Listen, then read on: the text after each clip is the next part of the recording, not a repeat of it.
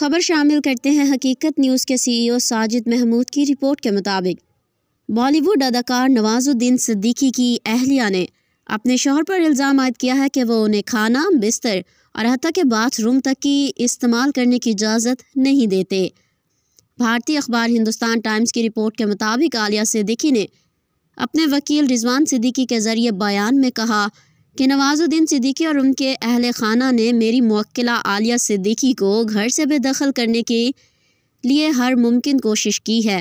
موکلہ کے خلاف جائیداد کے تنازع پر شکایات درج کی گئی۔ ان کا کہنا تھا کہ پولیس کے ذریعے عالیہ صدیقی کو گرفتار کرنے کی دھمکیاں دی جا رہی تھیں اور ہر ایک دن پولیس اسٹیشن بلایا جا رہا ہے۔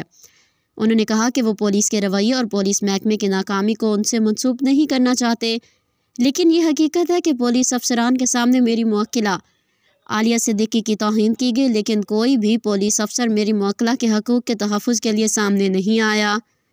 انہوں نے کہا کہ نہ صرف ان کے شوہر نواز الدین صدیقی کے ساتھ تعلق پر سوال اٹھایا گیا، بلکہ ان کے چھوٹے بیٹے کی قانونی حیثیت سے متعلق بھی پولیس افسران کے سامنے سوال اٹھایا گیا۔ وکیل نے کہا کہ تعزیرات انڈیا کے دفعہ 509 کے تحت میری موکلہ کی جانب سے درج ہونے والی شکایات پر پولیس افسر نے کوئی کارروائی نہیں کی۔ وکیل نے کہا کہ نواز الدین صدیقی اور ان کے اہل خانہ نے میری موکلہ کو گزشتہ 7 روز کے دوران کھانا، سونے کے لیے بستر اور نہانے کے لیے باتھ روم استعمال کرنے کی اجازت نہیں دی۔ انہوں نے کہا کہ میری موکلہ کے ارد گرد باڈی گارڈ تعینات کر دیے گئے ہیں۔ جس جگہ میری موکلہ اپنے چھوٹے بیٹے کے ساتھ مقیم ہے وہاں CCTV کیمرے نصب ہیں۔